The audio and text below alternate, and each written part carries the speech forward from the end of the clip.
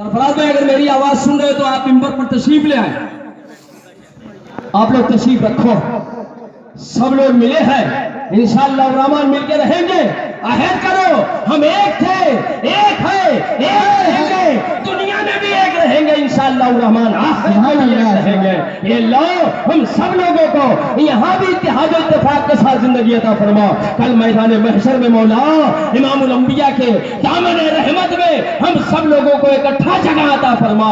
मौला सबका रसूल कायनात के दामन रहमत के सदके में जन्नतुल फिरदौस में जगह अता फरमा। ए मौला मेरी सही को कबूल फरमा ले। मौला आज की इस मिलादुन नबी सल्लल्लाहु अलैहि वसल्लम की बरकत है, सबके घरों में नहीं, या अल्लाह हाज़रीन मजलिस में जितने मुसलमान मौजूद हैं मौला, मर्द और औरत, या अल्लाह सबके दिलों में आए मिलाद रसूल सल्लल्लाहु अलैहि वसल्लम की बरकतें भर दे, बरकतें नाजिल फरमा दे, खैर नाजिल फरमा दे। इत्तेहाद और इत्तेफाक का मौला जो पौधा उगा दिया गया है या अल्लाह, इसे नजर बद से महफूज रख, हासिदीन के हसद से महफूज रख, शर करने वालों के शर से महफूज रख, फितना करने वालों के फितने से महफूज रख। मौला हम सब लोगों को एक और नेक रख, हमेशा रसूलुल्लाह की शरीयत के मुताबिक दुनिया में जिंदगी गुजारने की तौफीक अता फरमा। आमीन। वमा ला इलाहा इल्लल बलागुल मुबीन। अस्सलाम वालेकुम। मैं हाफिज साहब से कहूंगा कि हाफिज साहब चंद जुमले आप लोगों के सामने कहें। अस्सलाम वालेकुम। सुभान अल्लाह, सुभान अल्लाह, जिंदाबाद। अल्हम्दुलिल्लाहि रब्बिल आलमीन वल आक़िबतु लिल मुत्तक़ीन नहमदुहु व नुसल्ली व नुसल्लिमु अला रसूलिहिल करीम। बरादरान मिल्लत इस्लामिया,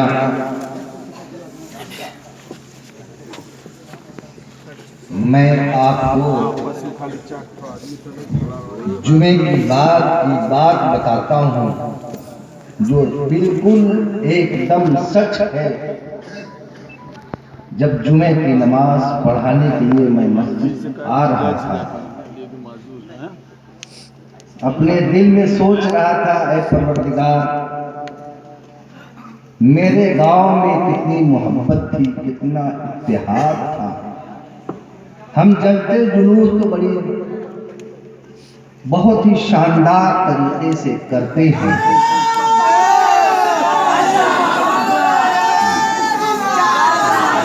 जिंदाबाद।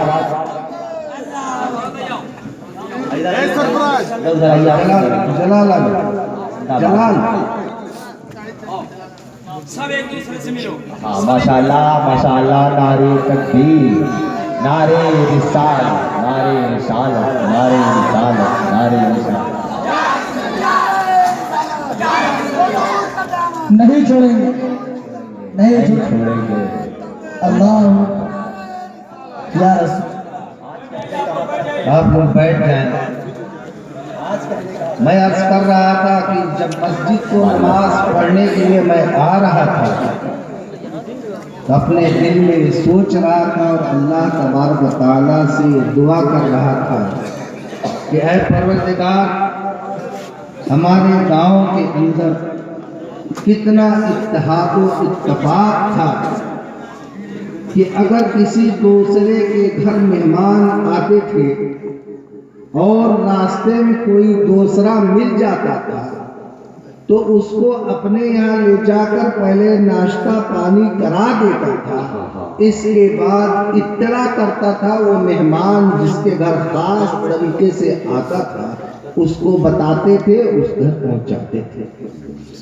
लेकिन न जाने किसकी नज़र मेरे गांव पे लग गई कि हम लोग जो कि एक साथ उठते बैठते चलते फिरते जलता जुलूस करते कराते, लेकिन इधर 1-2 साल से न किसी के ज़मीन का कोई मामला, न किसी के मकान का कोई मामला, न किसी ने किसी की ज़मीन गस्ब की, न किसी ने किसी का पैसा दिया हो न दिया हो।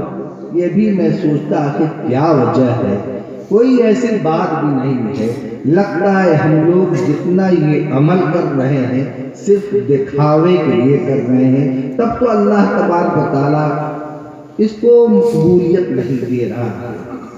और मैंने जब हिसाब लगाया 1977 میں جشن عید میلاد النبی صلی اللہ علیہ وسلم کی بنیاد باضابطہ طریقے سے گاؤں کے بزرگوں نے رکھا تھا۔ اس وقت میں پرائمری میں پڑھ رہا تھا اور 1977 میں ہی میں الجامعۃ الاشرفیہ مبارک پور پہنچا، وہاں میرا داخلہ کرایا گیا اور 1984 میں حفظ و قرأت کے ساتھ میری وہاں دستار بندی ہوئی۔ جب میری دستار بندی وہاں ہو رہی تھی لیکن جشن ملکن گاؤں کی دھرتی پہ منایا جاتا تھا۔ گاؤں کے سبھی لوگ خوش تھے۔ مجھے آج بھی یاد ہے حسین احمد بھائی مرحوم جو 2-3 سال ہوا گزر گئے، وہ کہتے تھے مجھ سے کہ میں عمان میں تھا، اس وقت موبائل کا کوئی ذریعہ نہ تھا، خط و کتابت کے ذریعے 15-20 دن پہ خبر ملتی تھی۔ جب مجھ کو یہ خبر ملی کہ ہمارے حافظ جی، یہ نہیں کہے حافظ جی، ہمارے حافظ جی کی دستار بندی الجامعۃ الاشرفیہ میں فلاں تاریخ کو ہو گئی ہے، تو ہم یہاں پہ بہت خوش ہوئے اور اپنے دوستوں میں مل کر مٹھائی بانٹے اور خوشی منائے کہ میرا بھائی حافظ قرآن ہو گیا۔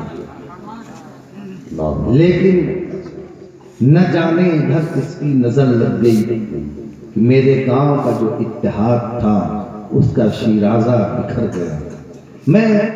لوگ یہ سوچتے رہے ہوں گے، میں نے سنا بھی کہ حافظ صاحب کوشش نہیں کر رہے ہیں۔ میں کوشش کرتا تھا، دعائیں بھی کرتا تھا۔